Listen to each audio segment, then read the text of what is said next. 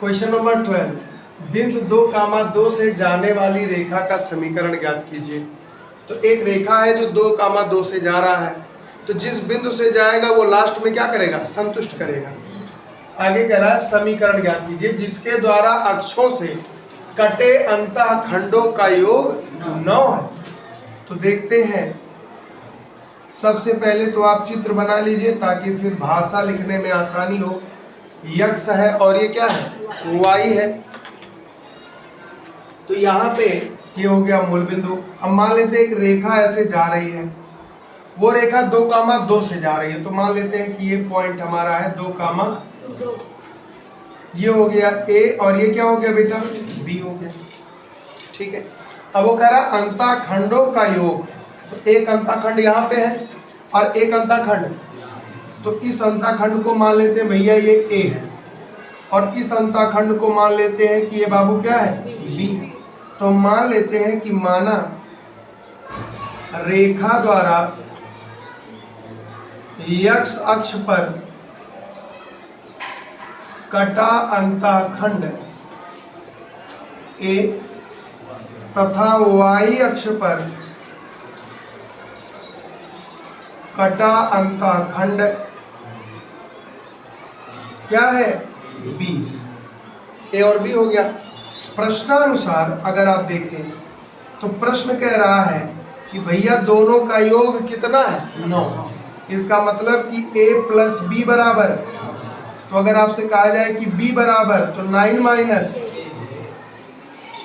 अब आप जानते हैं कि चूंकि अंतःखंड रूप, चूंकि अंतःखंड वाला ही सवाल है फिर, तो अंतःखंड रूप मानक समीकरण, अंतःखंड रूप मानक समीकरण क्या होता है बेटा, x upon a y upon b और बराबर में बेटा 1 आ गया। अब आप देखें तो ये तो x अपान a है प्लस y अपान, अब इस b की जगह पे क्या 9 माइनस a लिख सकते हैं। तो यहाँ पे लिख दीजिए 9 माइनस a और इक्वल टू में कितना, 1। अब आप इसे सरल करेंगे अगर, तो यहाँ एक चीज ध्यान दीजिएगा, इसको बना लीजिए फर्स्ट, ध्यान से देखिए, इसको क्या बना लेंगे। अब यहीं से सारा स्टोरी सेट करेंगे। क्या स्टोरी है, वो कह रहा है कि ये जो रेखा है ना, वो इस बिंदु से होकर जा रही है। यहाँ पे लिखेंगे कि चूंकि रेखा 2, 2 से गुजरती है, तो गुजरती है तो क्या होगा, x बराबर 2 y बराबर 2 रखने पर, क्या कर रहे हैं हम लोग, संतुष्ट करा रहे हैं रखने पर। तो जब रखेंगे तो हो जाएगा 2 अपान a, ये हो जाएगा 2 अपान 9 माइनस a और इक्वल टू में 1। अब आप सरल करिए तो a और 9 माइनस a, तो एलसीएम हो गया a माइनस 9 माइनस a।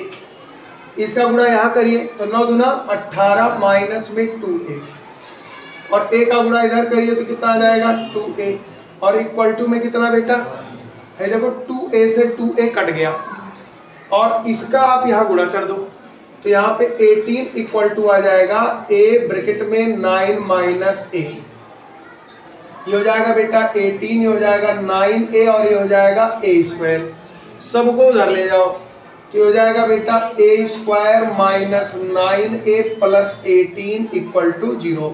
अब ये एक द्विघात समीकरण है और द्विघात समीकरण तथा समित संख्या में इसको पढ़े हो, 6, 3, 9 और 6, 3, तो ये हो जाएगा a square minus 6a minus 3a plus में 18 बराबर में। इस लाइन में किसी को समस्या, इतना प्रैक्टिस आपका बन चुका है। a कॉमन ले लीजिए तो a माइनस 6, 3 कॉमन ले लीजिए तो a माइनस 6 और बराबर में बेटा, अब यहाँ पे आ जाएगा a माइनस 6 और यहाँ आ जाएगा a माइनस 3 और बराबर में।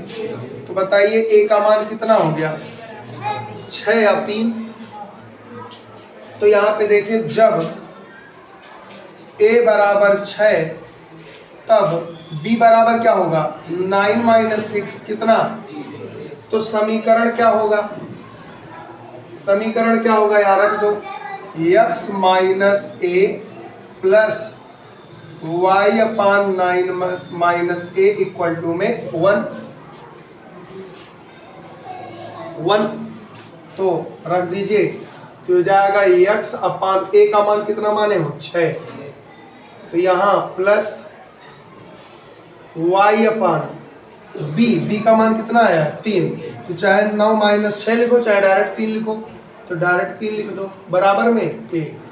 एलसीएम कितना बेटा 6, तो ये कितना हो जाएगा x प्लस, फिर यहाँ पे कितना आएगा 2y और बराबर में इधर भेज दीजिए, तो x प्लस 2y बराबर में